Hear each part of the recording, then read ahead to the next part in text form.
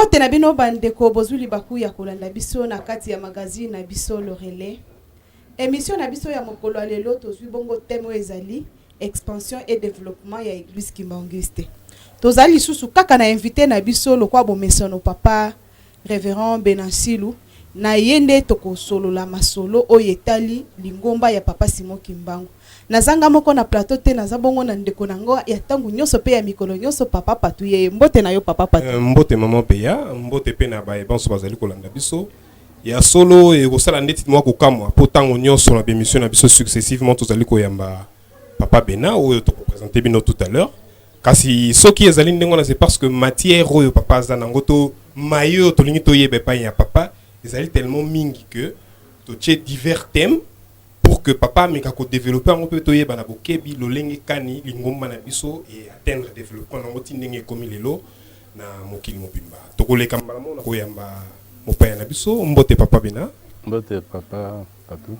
Merci papa Bena bongo motuna na biso ya liboso ezali lingomba Kimbanguiste bandaki na mouvement Kimbanguiste na 1921 tomoni kaka na 21 wana papa Simon Kimbangu bakangi ye kasi bongo lelo yo lingomba esana kindenge nini poete na époque wana lingomba tina mkolelo e panzana na ba province nyonso ya Congo démocratique. Au point de départ ezalaka ndenge balobaka na histoire que la persécution est le meilleur ingrédient de l'expansion.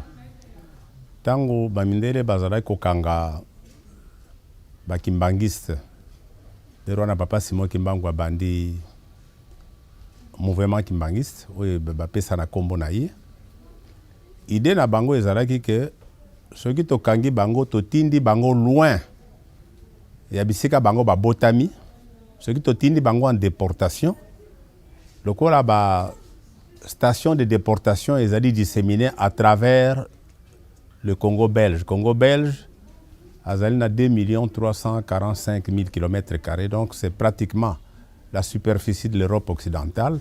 Donc c'était un état continent. Mouvement yango et kokufa nango, c'était ça l'idée. Mais tango batindi batuana bakei bafandaki tranquillité malgré persécution, mais bazali ko continuer côté ya makambo papa Simon Kimbangu bisika bango bakomelaki. Donc la persécution est continuée to komi ndenge to yebi histoire lingomba na biso à partir de 57 ba déporté ba Kimbanguiste ya Suka parce qu'indépendance ezali koya et comment qu'il y a un affaiblissement, il y a persécution suite à des facteurs exogènes. Donc, par exemple, l'environnement politique a changé en Afrique.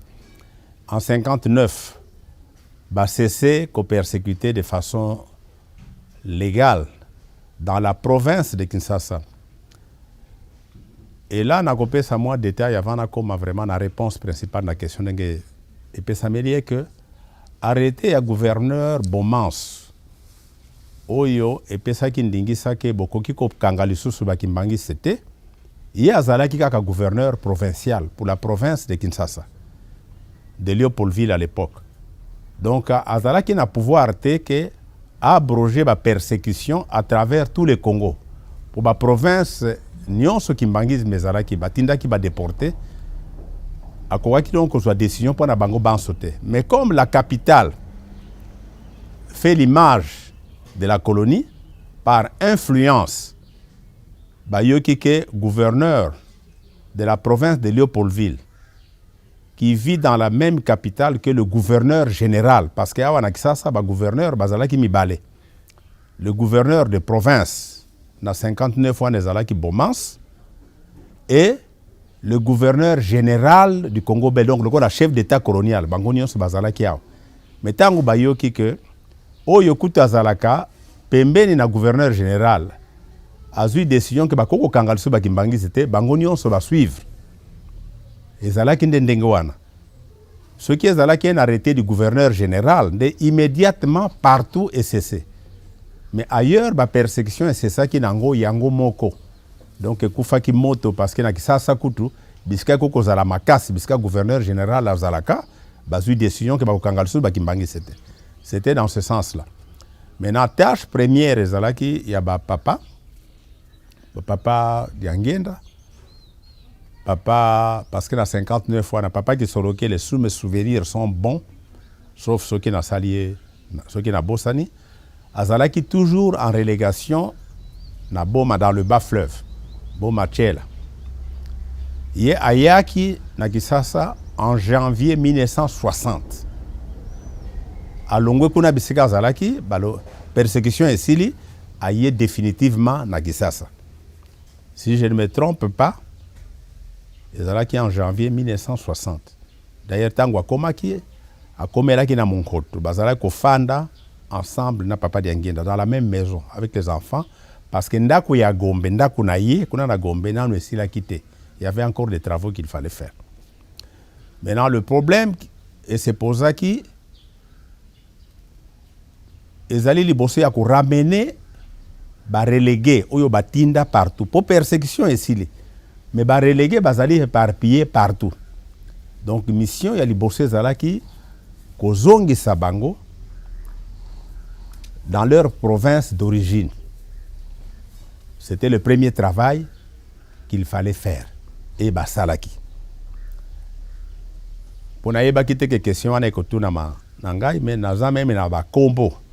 Ya bato bazalaki na comité, dans un document, comité où ezalaki chargé o papa Diangenda tiaki en place pona kosala accueil ya ba relégué tango bazalaki kozonga.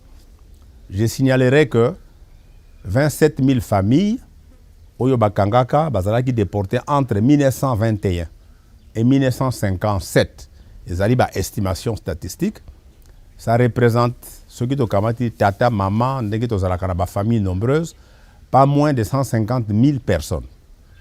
Mais oyo bazongaki officiellement, balekaki 6 000 déportés. Surtout kamati na bana na basi. Donc la grande majorité bakufela na bisika bazalaki en déportation. Maintenant tango bayaki, il fallait mutuna azalaki na ba divergence, ba nuance ezalaki sur la manière d'interpréter le kimbangisme. Parce que papa Simon Kimbangu tango bakangaki en tant que protestant. Maintenant ndenge nini de protestants to komaki ba kimbangis. Église kimbangis dans la forme église. Mouvement kimbangis zaliko daté dans 21 ndenge tozali koloba. Mais sa transformation en église et salamaki papa Simon Kimbangu asi akufi. Donc ba déporté tango bayaki bazalaki kaka na vision il y a 21. C'est la seule qu'ils avaient connue.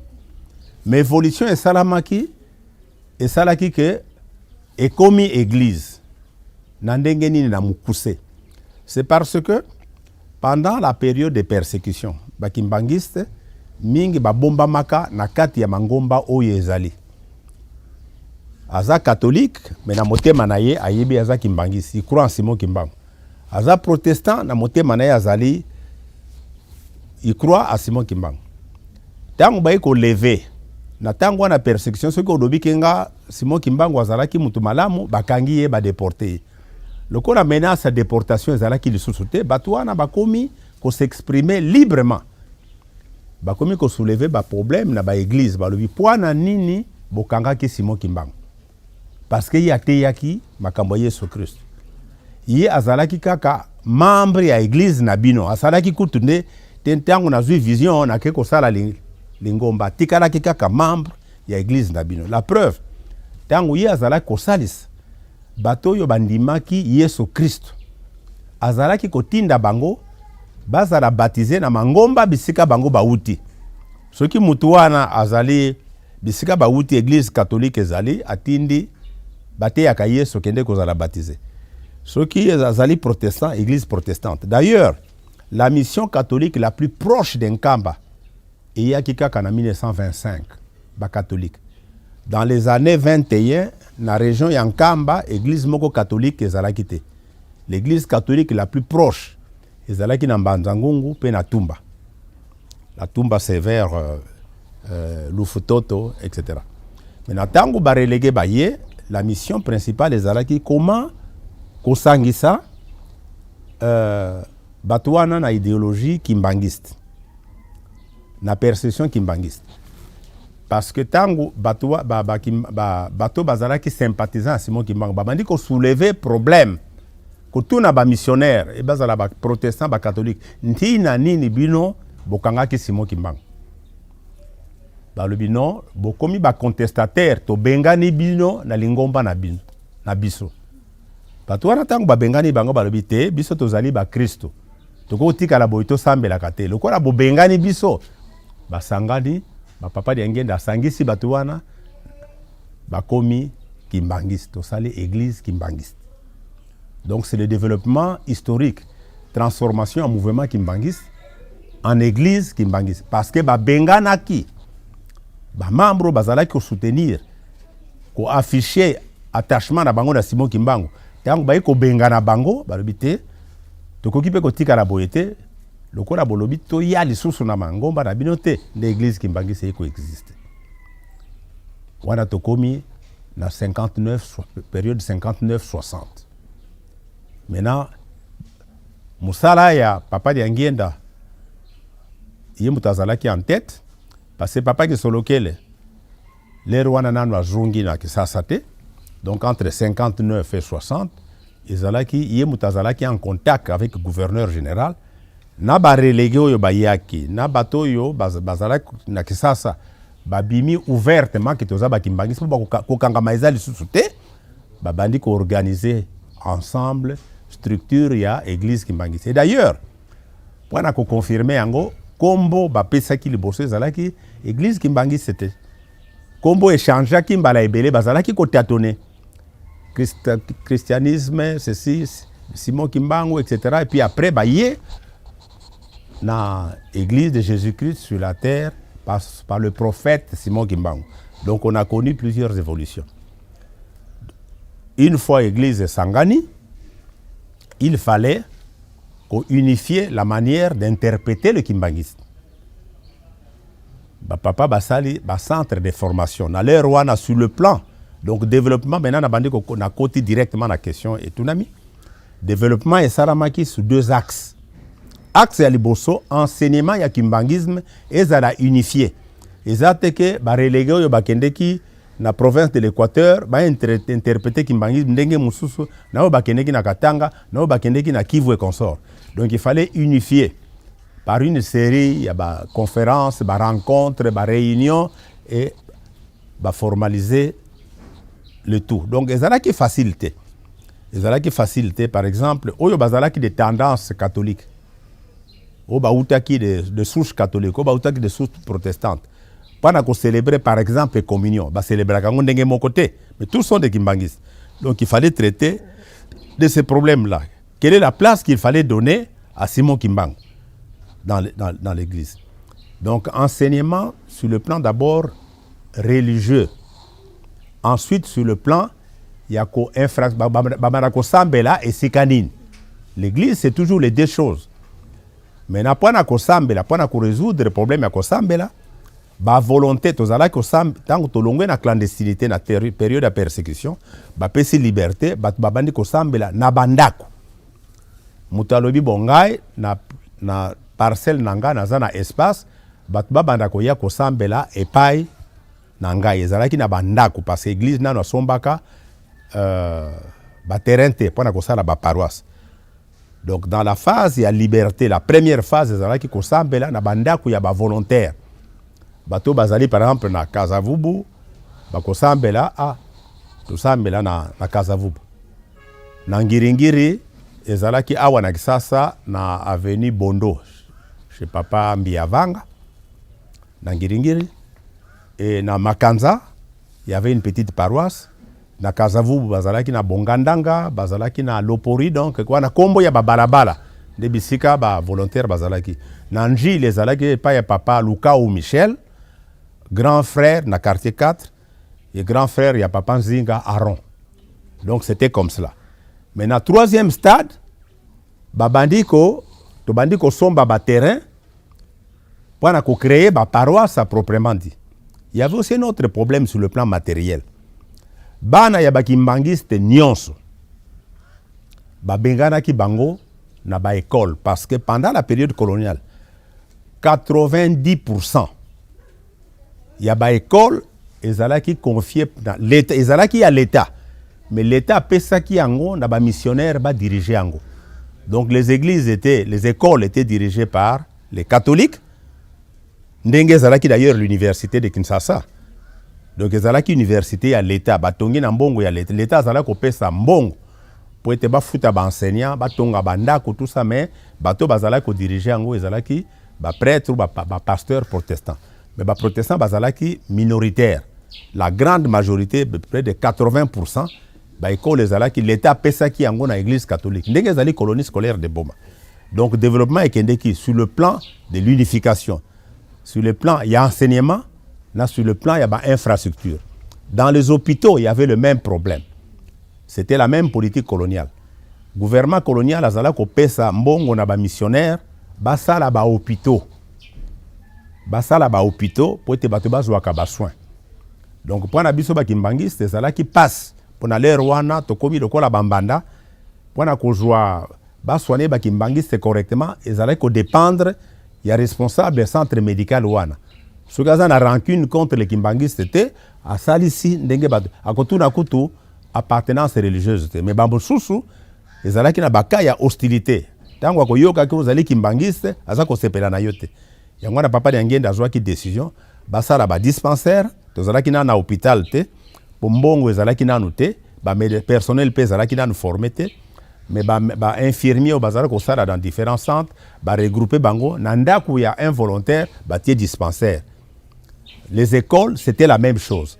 Muto azali volontaire ba tie na ndako na ye bana baza kotanga po bana bazalaki renvoyer massivement soki na église na école wana okei batuni bazala kotuna religion d'ailleurs bunga ki kala mingi te yo église na yo nini soki balobi kimbangiste balongoli mais na bana wana papa de ngenda organisaki na concours ya ba volontaire, il y avait un comité autour de lui pour être kopesa bisika nini tokosambela na mapangu nini tokosambela bisika nini tokotia ba classe généralement ba classe ezalaki kaka bisika bato bazalaki kosambela et puis bisika nini tokotia ba dispensaire pour bato bazwaka soin o baza kozwa mikakatana.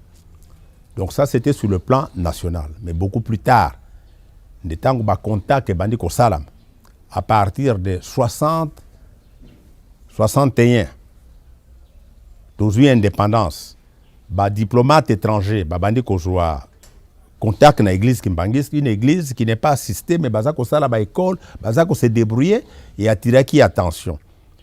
Il y a ba partenaire extérieur tozalaki na ba partenaire te mais oyo bazalaki sur place bazala komona dynamisme na créativité ya église kimbangiste bakosala nsinsani yeye bakoluka mbongo à l'extérieur te bango moko baza ko se débrouiller parce que tozalaki toyebaki bato à l'extérieur te zali lingomba e botami awa donc soki biso moko tosali yango te e kosala mate. Et je dois dire que na période wana tango papa ki solokele aye na partir de 60 a joué qui un rôle important dans le processus wana pona nini il y a zalaki ministre na gouvernement malgré na trouble dans le pays mais zalaki na ba contact na ba diplomate na ba membre du gouvernement pour na ko influencer de telle manière que église kimbangiste peut a bénéficier d'avantages ou ba pesaka na ba église. Donc dans ce sens c'est un travail qui était fait essentiellement au départ en tout cas pour le niveau de Kinshasa. Papa Diangue na papa qui soloke le tango wana outi na relégation na relégation to ko lobana boma et c'est dans ce sens. Et en Kamba c'était notre chapitre. Oui papa Benato landi penza explication na yo molai par rapport ya église kimbangiste ndenge bandaki et puis ndenge ba relégué bazongaki olobaki pona ko intégrer église o ezaki déjà. Mais tant bakutaki déjà église kimbangiste ezaki déjà structuré ou bien nanu ezaki structuré te. Et puis papa Diangenda abandaki relation ni nazaki nango na bandeko na ye babanda ko travailler lolenge nini na bandeko na ye mibale po papa simo kimbango atikaki bango misato. Tango ba relégué bayaki l'église ezalaki na processus de structuration et sila ki nanu te. Parce que ba délégué ba relégué ba yaki ba banda ko ya à partir de janvier 1960 babandi ko benga bango, et c'était au même moment papa Diangenda banda qui fonctionne en 59 au mois de mai, donc il avait que 4 ou 5 mois.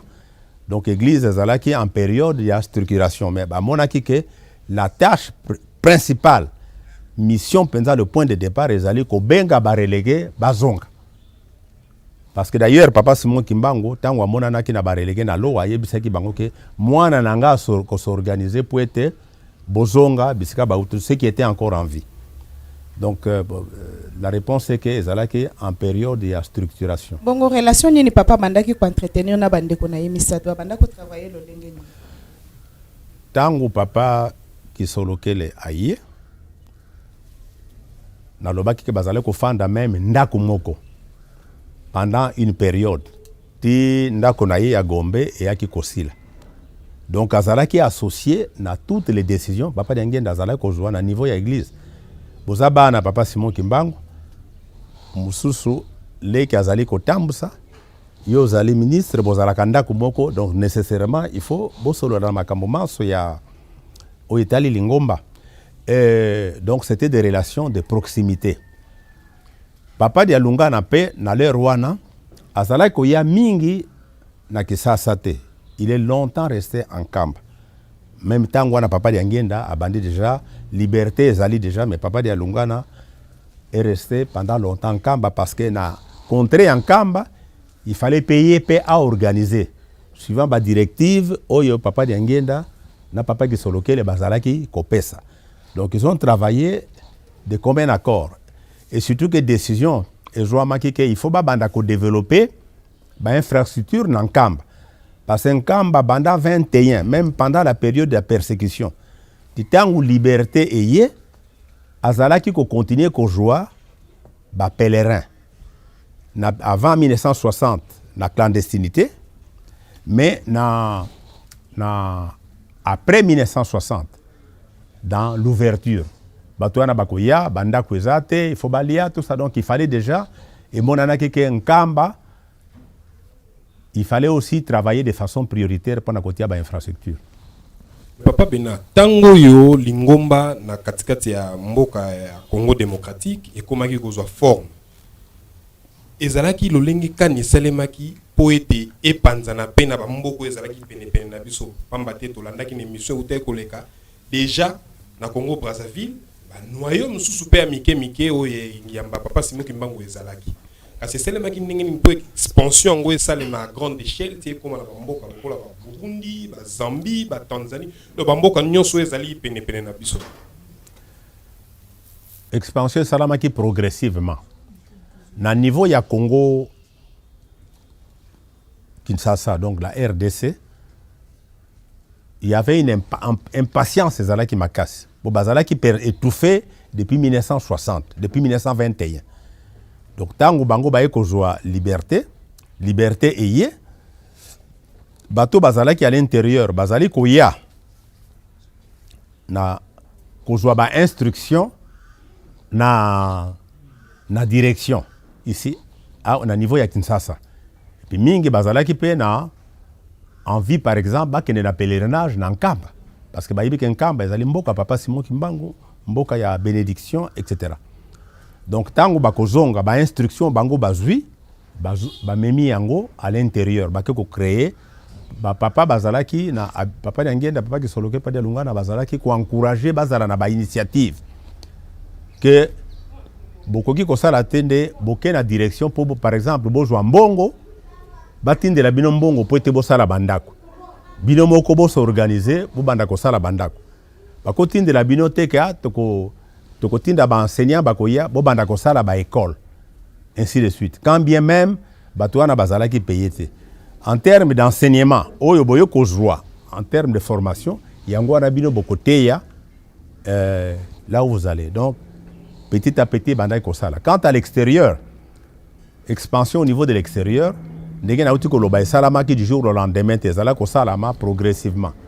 D'abord ba contact il y a ba papa bazala ko joie avec l'extérieur, ba visite curiosité, il y a ba étranger au bazala ko ya ko visiter église pour na ko nouer. Parfois ce n'était pas des Kimbangi, ça pouvait être des gens il y a Mangomba Mususu. Ah, église qui histoire de Simon Kimbangu ezali intéressante ba ye ba kutani na ba papa ba sololi et ba komi ba ami to komi ko entretenir ba relation ndenge wana. C'est ce qui explique par exemple que église tozwa ki liberté na 59 à partir de 60 to bandi ko s'organiser, mais ce n'est qu'en 1969 9 ans plus tard que l'église a comment qui membre il y a conseil œcuménique des églises. Conseil œcuménique des églises c'est important parce que ba yambaka ba secte te pour awa bazala ko benga bango c'est une secte donc pour na ko minimiser. Mais tango bango ba yoki même ba église catholique protestante ba yoki que église kimbangiste ba yambi a commis membre il y a conseil œcuménique des églises, conseil mondial des églises. Makambo ba relation change ki tokoki ko ignorer bango le sous-souté. Nous allons obligés de collaborer na bango. Donc c'était dans ce sens. Donc les gens qui venaient et les voyages aussi que les papas ont fait à l'extérieur. Parce que sur le plan intérieur, on a expliqué le processus c'est ça la magie. Et puis en ce moment-là, tant que tu as bané jusqu'à 78 parce que 76 pour les années processus, ba étudiants qui mbangi so bazala qui à l'étranger, ba kende ko tanga. Ba komi kuna lingomba na biso ezalakate. Ba étudiants batu ba bandaki église qui mbangi à l'étranger. Ba lobi toza ba kimbangi to ko zalaka na banda côté toke na ba cours, il faut to s'organiser pour to bandaka ko sambela. Ba difficulté zala qui makas parce que nous so bazala qui na formation volité et puis il fallait leur trouver un corps ecclésiastique. Donc ba former les gens sur le tas. Pour mutako ko sala te kaza ko étudier par exemple à l'université ça ko sala sciences économiques dans des conditions souvent difficiles à interrompre aye ko joa formation biblique to théologique na Congo azonga c'est impossible. Donc il fallait organiser des séminaires de formation pour na kozala na personnel ecclésiastique pour lingomba zala ki na mbongo te que to tinda ba pasteur délégué en permanence bazala en Europe. Il faut des problèmes de visa, de cartes de séjour et tout ça. Donc il fallait tout simplement que misala wana et salama na ba étudiant. Mais pardon maman, n'a l'envie d'ajouter quelque chose par rapport à cette question. Papa qui solokele par exemple. Pendant très longtemps a séjourné en Europe pour des raisons de santé. Donc papa qui solokele sauf dans des moments où, par exemple, azali de courtes hospitalisations, étant très souvent en Europe, des yé mutazala qui organisé dans le cadre de l'Europe occidentale, en France, en Belgique notamment, kazala qui encadré, qui accompagné les jeunes oyo bazala qui démarré l'église kimbangiste en Europe. Oui, Papa Benato, l'on dit vraiment nabokebi explication na yo par rapport à l'implantation de l'église. Na ba pays mosusu mais ce qui totali ndenge to yebela moi histoire na retourno mutuna si cela est vrai pe okopesa nga pourquoi eza bongo to yoka ke église kimbangiste kota mingi na ba pays limitrophes bazana ngo sauf le Rwanda. Ce qui eza bongo est-ce que c'est vrai ou eza lokuta mais ce qui eza bongo pona nini kota te na Rwanda. Nazongili pana koloba ke kota ki progressivement. On peut donner une explication. Que na ce qui te lobby na Rwanda to ko la même chose pour na Ouganda. Bazala qui est un peu éloigné des centres Kimbangi physiquement, il y a une distance physique entre Kinshasa par exemple qui était le centre, il y a Kimbangisme. Et même ce qui te kamati même Nkamba, ça fait à peu près 2000 km. Donc c'est très loin. Kuna peut bénéficier qui contrairement à Congo dans le reste du Congo. Na Rwanda, il n'y avait pas, il y a déportation à Kimbangi, c'était. Donc, ils allaient na Rwanda, ils allaient na Ouganda, même ils allaient na Tanzanie. Ils allaient biloko bazala ko yokela na musika. Mais la Zambie, par exemple, qui est à la porte de Lubumbashi, Kimbangi, c'est bazala ki mingi. Les Angolais, mingi bazala ki awa na Congo. Le mouvement de va-et-vient des Angolais, et ça là qui est l'église de Koti n'Angola. Mais n'Angola, tant que commis de 21 jusqu'en 61, Bangolais, église kimbangiste, Bakimbangis bazalaki en Angola, mais dans la clandestinité. Maintenant, de 61 jusqu'à 74, de Bangolais, en Angola, il y avait des camps de déportation. Les Portugais, basalaki déportation pour les Belges. Bazalaki en contact avec les Portugais, les autorités belges. Moni makambo salami na Congo, Simon Kimbangu atindiki batu ba se réveiller ba senga indépendant du bino pe kozala ndenge moko. Donc kuna pe ba Portugais basalaki ba camp ya déportation. Ba camp kuna na Angola et yaki kosila kaka na 1974. Bakimbangisi bakuva ti en 72 bazalaki nanu koboma massivement bakimbangisi en Angola. Au Congo Brazzaville, c'est tellement proche de nous pendant 21 que on a pu reléguer bazalaki ba papa Baonda, ba papa Philippe Nkunku, etc. Batinda ki bango même na Tchad. Bakendeki en déportation mais kuna et umela ki mingi était par rapport au Congo belge. Donc noyau d'expansion il y a église et bandaki principalement dans 3 pays. Le plus grand nombre na Congo Kinshasa na RDC, na Congo Brazzaville et na Angola. Même na Europe, nde ba étudiants ba utaki na ba pays wana bango batu ba lancer église kimbangiste en Europe, en commençant par surtout par les Congolais de Brazzaville, parce que démarrage à Makassi en Europe et ça qui à partir de la France.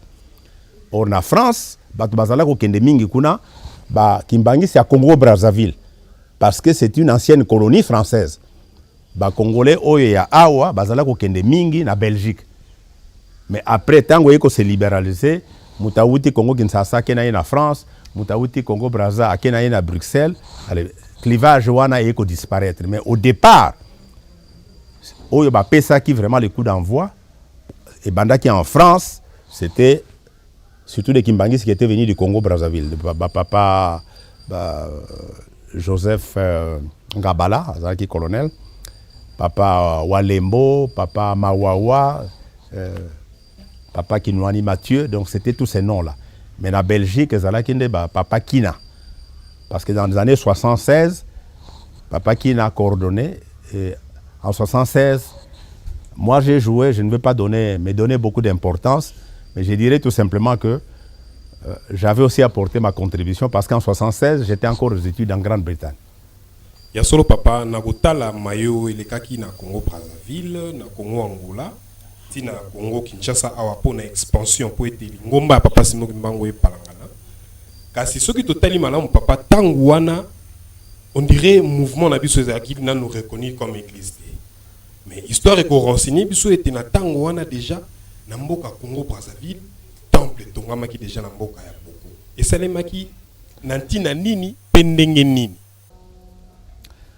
na Congo Brazzaville bazwaki autonomie en 1958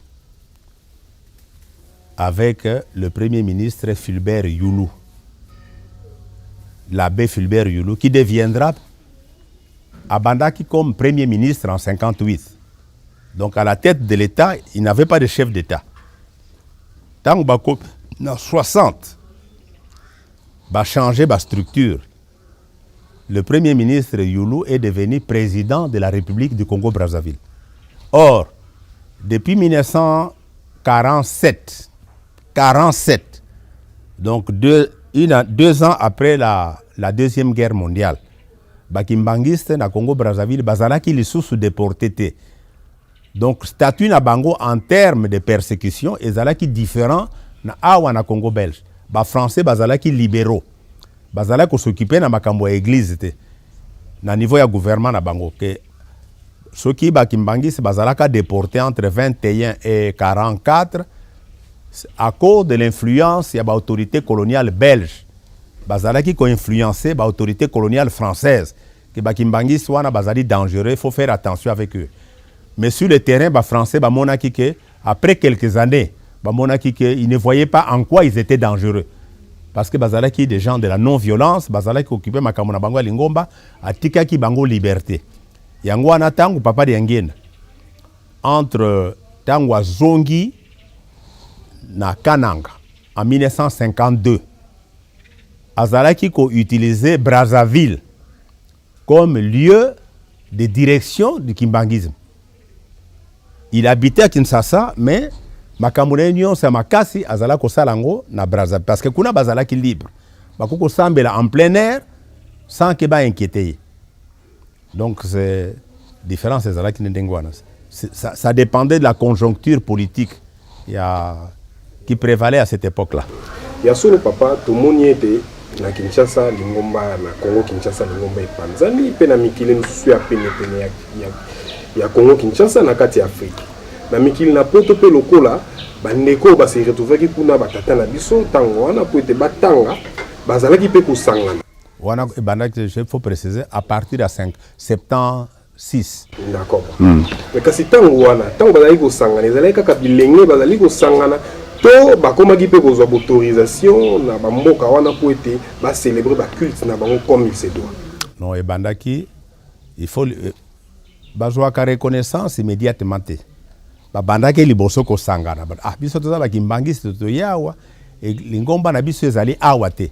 Sikoto banda kozala boye kaka to kosambela te tout ça to kende kosambela kaka tango to kosilisa ba étude tozonga. To s'organiser pour ete to banda kosambela. Maintenant pour na kosambela basenga ka ba autorisation. Pour l'état ayeba batwana baza kosangana ebele bayaka bazali banani. Mais liboso bazali kosangana bazala ki nanu reconnaître reconnaissance yaka malembe. Ah, to introduire dossier na niveau ya gouvernement ba reconnaître biso. Donc c'est le même processus partout. Ya solo papa lelo soki totali kaka na Congo Kinshasa wa soki ko na ba fin fond ya mboka na biso ya solo na ba paroisse na biso na ba mboka ya fin fond ba paroisse na biso ezali ba mboka mususu tango mususu koyoka na histoire et de papa diange na akomaki kuna te kasi mosala ngo esalemaki ndenge nini penza po eke lingomba na biso ekota ti na ba fin fond ya mboka na biso. Nautiko loba le premier stade ezalaki bakan ya déportation ezalaki limité na province moko te bakotaki batindaki bango mususu bake na Kivu mususu bake na Katanga mususu bake na Équateur ainsi de suite. Donc batwana bazalaki koteya sous la protection sous la persécution pendant la période coloniale dans la clandestinité bazalaki ko bombama mais bazalaki ko tanga koteya kaka ndenge christianisme histoire ya christianisme na Rome na ezalaki ndenge moko église ezali mouvement religieux ezali persécuté et se répandaka makasi. Donc ça c'était le premier stade. Deuxième stade tozui liberté. Donc batwana bazali na posa ba komona bana papa Simon Kimbangu na kontako bazali kozwa tango bakosolola tango bazui formation tango bakozonga bazali koteya. Et batouana pe bazala ko sala évangélisation na ba province na bango parce que physiquement papa qui solokele papa di Ngenda papa di Lungana ne pouvait pas être partout à la fois parce que malgré dimension en dépit de la dimension spirituelle topé saka bango c'était aussi des êtres humains donc eko kozala te que donc expansion à l'intérieur muto ba nommé yo ngana zali représentant provincial à l'église kimbangiste au Kasai. Mais Kasai, ils allaient comme mouvement était, donc il faut que au tambola, comme ça la évangélisation, c'est dans ce sens-là. Ya solo papa tolandi na bokebi. Mais tant oyo lingomba tomoni ete ya solo epanzani. Ba paroisse comme tongama, ba centre médicaux comme ko tongama, ba école comme ko tongama. Na kati ya direction soit ya cabinet to ya lingomba na secrétariat général comme vous allez travailler dans l'union en collaboration. To na collège tango mususu to ko tala. Plan moko ezalaki ko salema ya travail la lolenge to kotonga na Congo Kinshasa, lolenge to kotonga na Congo Brazzaville, to lolenge to kotonga na Angola, soki to zuka exemple ya bamboka na misato pa mate soki to tali kuna to zali na ba en tout cas na patrimoine ya moi makasi pe ya moi mingi. Na niveau ya tête ya lingomba ya hiérarchie le plus élevé ya lingomba. Ezalaki ko salema ndenge nini? Lingomba ezalaki sous l'influence ya dynamisme ya papa di Ngenda na bandeko na ye. Natiko lobake papa di Ngenda ne se consacrait au kimbangisme à 100% parce que à partir de mai 59 a démissionné qui ba révoqué qui était Yemoko muta présenta qui démission que le corps baza kangalsu ba kimbangi c'était. Maintenant je prends les affaires de mon père en entente na bande konaye na même ba relégué même les autres kimbangi. Parce que indépendance et salami faut pas oublier en 1960 na 59 na nous aujourd'hui indépendance c'était. Donc malgré levée des mesures au Salamaki de persécution à la province de Léopoldville, par-ci, par-là, ma petite persécution, elles qui toujours qu'au Salem. Donc elles ont vraiment cessé avec l'indépendance seulement le 30 juin. Donc combien indépendant donc autorité coloniale belge basale sous de combien libre. Alors que liberté à l'église, et je vois maki une année en 59, donc une année, ils ont dit que indépendance politique, nous accordons qui liberté à l'église kimbangiste. To bandaka une année avant l'indépendance. C'est le même schéma en Angola d'ailleurs.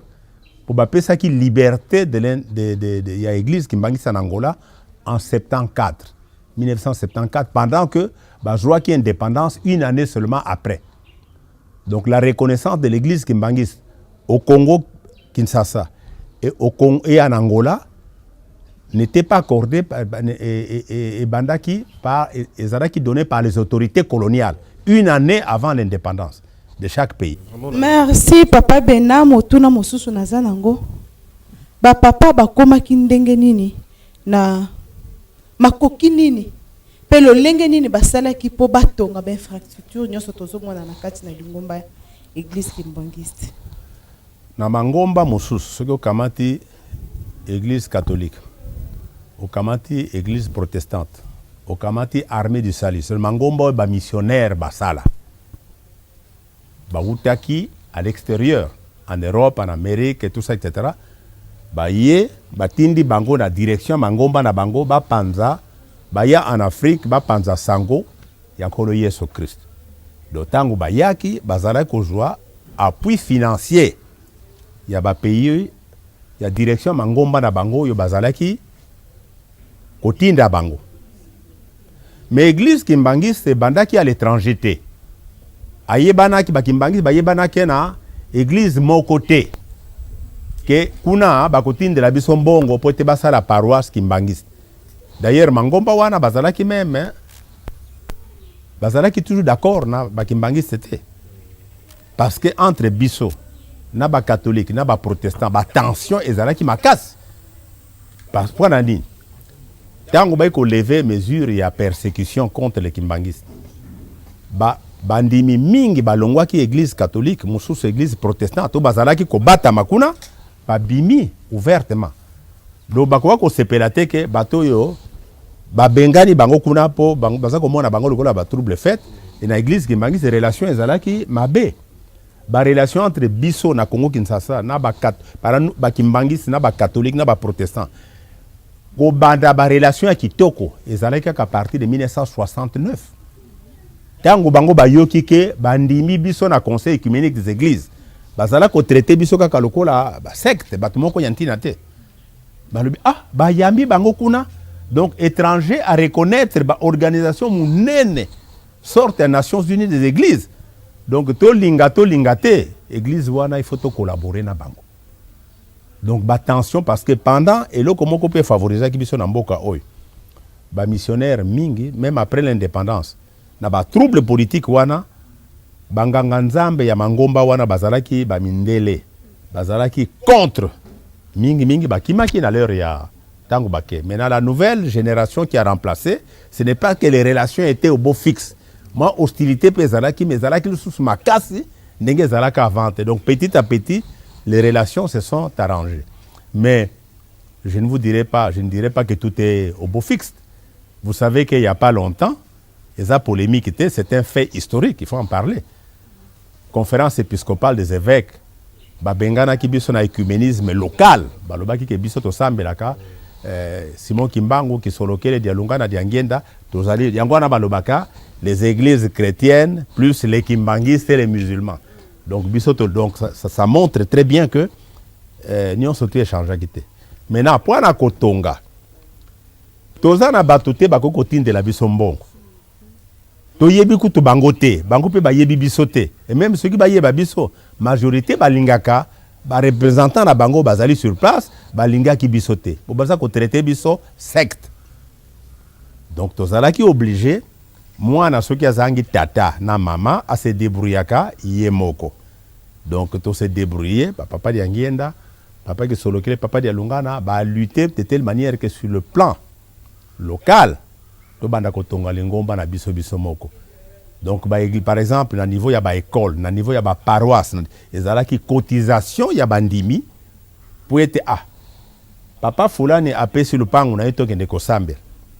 Nombre ya bato komi ebele lupango ngo eza nango muke. De photo luka terrain to tia paroisse.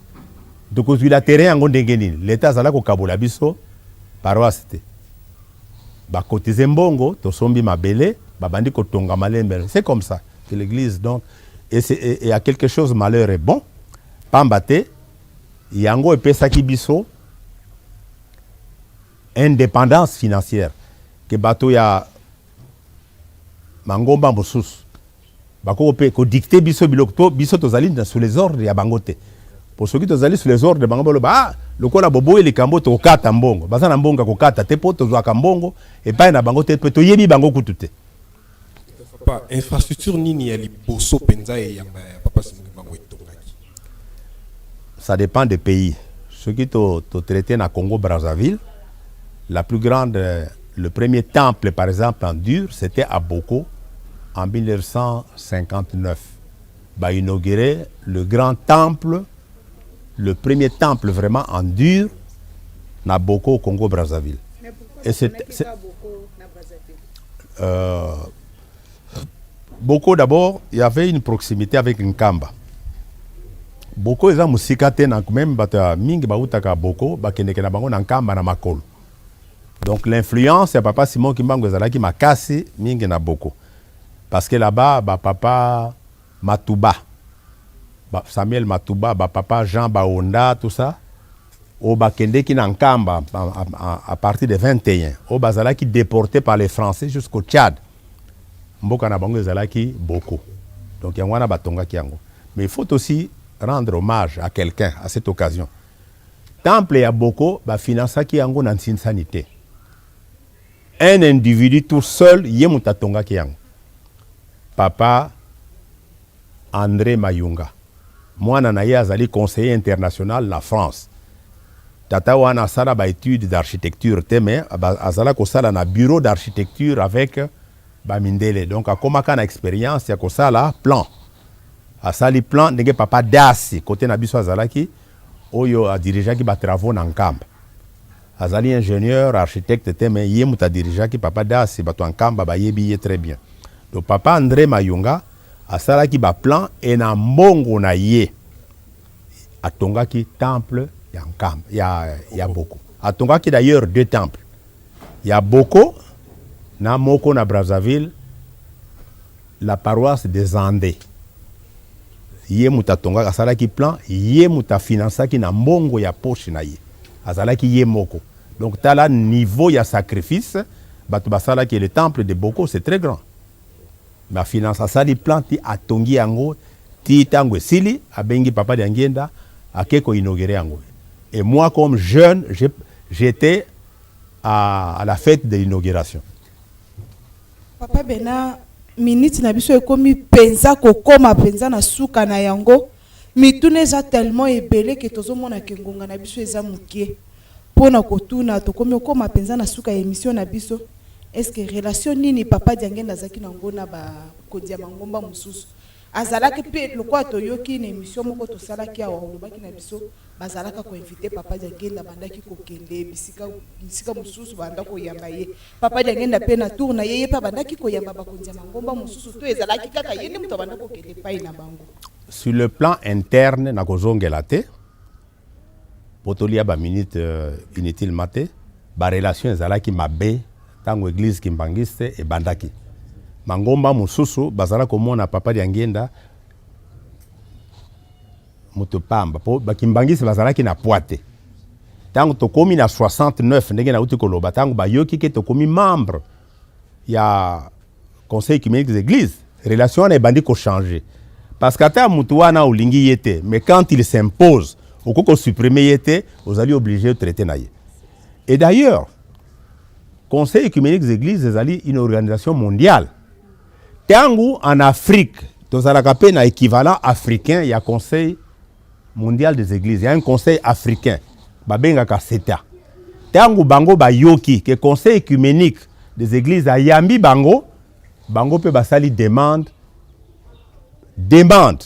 que église kimbangi satinda ba délégué na assemblée générale na bango et ba yambi to komi membre depuis le mois de mai 74 na assemblée générale wana tokendeki Mbutalunthadila ngai maître Mbungu na maman Kaku papa salaki délégation toke totindi yango kuna atindi yango na assemblée générale mais tangu assemblée esili par hasard ndenge salamaka po na conseil écuménique des églises na délégation tozalaki baponi ngai benasilu nazala membre ya ba organe wana. Donc je me suis retrouvé à la fois dans les organes les plus hauts, les organes au sommet. Il y a conseil écuménique des églises et l'organe au sommet, il y a conférence des églises de toute l'Afrique dont le siège est à Nairobi. Mais maintenant, à l'extérieur, dans l'église Kimbangi, c'est bandi ko joa poids, et bandi ko yebana. Papa Diangienda, à l'extérieur, hostilité zalaki te mangomba musus. Par exemple, ba orthodoxe et certains protestants, pour ba protestants dans la direction mondiale te, batuna batu bazana nani, ba bandi ko s'intéresser na église Kimbangi na histoire papa Simon Kimbangu. Batindi ba chercheurs, batindi ba les gens pour na ko joa information la pour makambo papa Simon Kimbangu ba yeba kité. Pour ba belge bazala ko bombango. Maintenant bango ba yoki histoire wana très intéressante. Ba intellectuel, ba pasteur, to ba bandi ko ya mangomba mususu, ba organisation. Tango bazongi to komi na ba amis à l'extérieur, beaucoup plus d'amis d'ailleurs à l'extérieur que à l'intérieur. Na cadre wana par exemple le patriarche Athénagoras azali na Istanbul, na l'actuelle Turquie. Ville au babengaka Istanbul. Et ces derniers temps il y a eu un attentat là-bas, tout ça, etc. Il y a Zalaki parce que c'est l'ancienne Antioche. Il y a Jésus. Pour Zalaki, la majorité c'était des chrétiens. Mais tant que les musulmans, au 7e siècle, les chrétiens sont comme minoritaires. Mais Basalikak, à un nombre diminuant. Mais le patriarche Athénagoras a invité Papa Diangen. Mais je n'ai participé qu'à un voyage parce que j'étais trop jeune. Mais papa Wanga, papa Mbemba Robert, une délégation de 3 ou 4 personnes, papa Diangenda Kendeki Kuna, il a fait un séjour une visite de 2 semaines à Zongi. D'ailleurs, cadeau bapesa qui est c'est Siméon, Jésus qui baptisait Siméon. Mais tant que pesa qui est cadeau wana loba ki ko fongola te ti ce que Zongi na Kongo yeba kite ni nezala ki na kati. Donc papa Zongi Bafongoli, donc à part ça, il y a eu des gens, par exemple, il y a Irénée, mouvement de la réconciliation, et puis il faut aussi souligner le rôle important que Papa Lunthadila a joué à l'extérieur. Pendant que Azalaki, à l'école, à l'Institut supérieur du développement, à Genève, il a fait beaucoup de conférences en Europe, surtout en Suisse, pour exposé l'église Kimbangis. Donc les gens étaient très intéressés. Donc ba contact mingi ezala o yezwa ki papa Diangenda. O ya papa Nkulund. O yezwa ki papa Lunthadila. Ça contribuait à raffermir les liens. Et moi je suis surtout intervenu à partir de ma nomination dans ba organe dirigeant, il y a conseil écuménique des églises. Parce que le conseil écuménique des églises, j'ai fait 14 ans. C'est des mandats de... Non, 16 ans, c'est 8 ans. Durée des mandats, c'est 8 ans. J'ai fait 2 mandats. À la CETA, j'ai fait un mandat de 10 ans.